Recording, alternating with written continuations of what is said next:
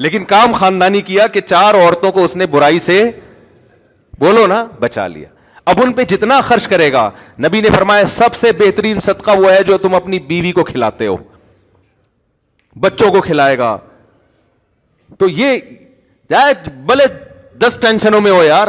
امام احمد بن حنبل کہتے ہیں وہ آدمی جو نکاح نہیں کرتا, بچے نہیں ہیں, اور اللہ اللہ کر رہا ہے بیٹھ کے سکون قلب کے ساتھ, 2 رکعت کی نیت مانتا ہے, انتہائی خشوع و خضوع. امام احمد بن حنبل کے الفاظ کو میں اپنے الفاظ میں بیان کر رہا ہوں کیونکہ ٹینشن ہی نہیں ہے. تو سکون سے 2 رکعت پڑھ کے رو رو کے دعائیں مانگ رہا ہے. ایک یہ ہے کوئی بیوی نہیں کوئی بچے نہیں. دوسرا وہ ہے جس کے بیوی بچے ہیں. اب وہ 2 رکعت کی نیت باندھتا ہے, گھنٹی بجنا شروع, سائلنٹ پہ کیا تو وائبریشن, یعنی بیل بند کر دی تو وائبریشن پہ, خشوع و خضوع رہے گا. 2 رکعت کے بعد سلام پھیر کے دیکھا تو میسج آیا ہے بیگم کا, شادیاں کر لی ہیں, گھر کا کوئی خیال نہیں ہے. اگر یہ نمازیں ہی پڑھنی تھیں تو ہمیں نہیں لے کر آتے. آج مجھے گھر والوں نے ڈبل روٹی کے لیے بھیجا. اپنا واقعہ بتانے میں کوئی حرج نہیں ہے, حقیقت اپنا واقعہ. یہ میرے بھائی گواہیں, یہ دوست ہیں, یہ گواہیں.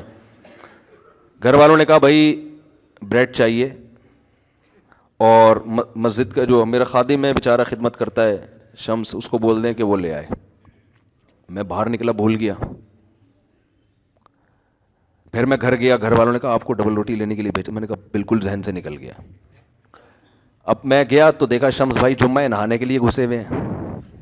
اب میں بیٹھا رہا ہوں کرسی باہر ڈال کے, تو یہ تو ٹھیک نہیں ہے نا کہ جب نکلیں گے تو میں بولوں گا. میں نے کہا چلو جب نکل آئے گا تو بول دوں گا, جب نکلے تو میں اتنی دیر ہو گئی بھول گیا میں.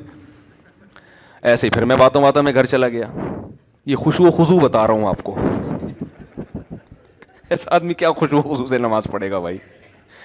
اس کنڈیشن میں خشوع و خضوع سے نماز پڑھ کے دکھاؤ, پھر وہ میں مانوں گا یہ خشوع و خضوع کی نماز ہے.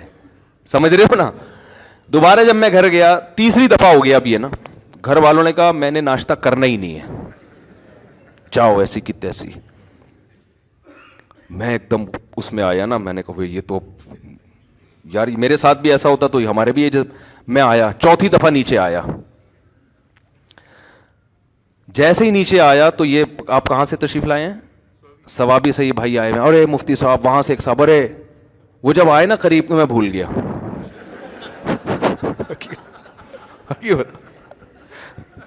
حقیقت بتا رہا ہوں. میں آیا اپنے دفتر میں بیٹھا, لیپ ٹاپ پہ کچھ کام تھا. اب میں سوچ بھی رہا ہوں یار ہوا کیا ہے میرے ساتھ, یہاں تک کہ 1 بجائے, اور جب میں نے فون دیکھا تو گھر والوں کا فون آ رہا تھا. بس جو میری کنڈیشن ہے وہ ان کو پتا ہے. میں نے کہا میں تو فون اٹھانے کا میرے اندر حوصلہ نہیں. میں نے کہا آپ ڈبل روٹی لے جاؤ, گھر کے دروازے پر رکھ کر دھاڑ دھاڑ دھاڑ دروازہ بجا دو. اور میں نے یہ سوچا کہ اب ٹوپی کے علاوہ میرے پاس کوئی کام ہے نہیں, اب ٹوپی کیا کرائیں گے, یہ مجبوری ہے بھائی. اب میں صاف صاف تھوڑی بہ سکتا ہوں بھول گیا. بھائی ایسے کیسے بھول گیا یار؟ حالانکہ ہمارے گھر کا ایک سیٹ اپ بنا ہوا ہے, مہینے کا راشن آتا ہے, وہ سب سیٹ اپ بنا ہوا ہے. کبھی کبھار اس کی ترتیب ہٹتی ہے تو پھر ایڈجسٹ کرنا مشکل. گاڑی کا ایک ٹائر اگر زیادہ گھس جائے تو الائنمنٹ آؤٹ. اب الائنمنٹ صحیح کریں گے تو پھر وہ خراب ہو جائے گی. ٹائر نیا ڈالیں گے تو وہ پرانے والے زیادہ گھسے میں, یہ والا تو وہ ادھر سے, اب وہ ایڈجسٹ کرنے میں جب ترتیب آؤٹ ہوتی ہے نا.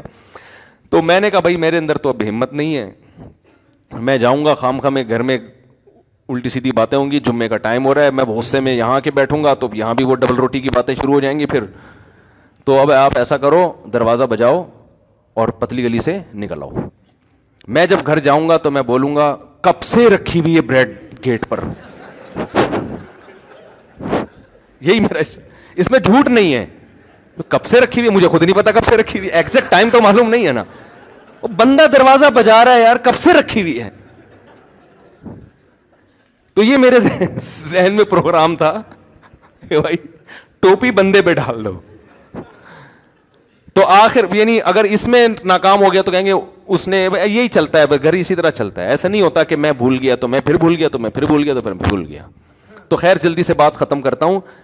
تو بس 2 رکعت امام احمد بن حنبل فرماتے ہیں کہ جس کے بال بچے ہوں وہ ان کی فکر میں ہو, ان کو کھلانے پلانے کی فکر میں ہو, ان کے ذمہ داری پوری کرنے کی فکر میں ہو, تو وہ اس کی 2 رکعت اللہ, اس پہ ثواب اس کو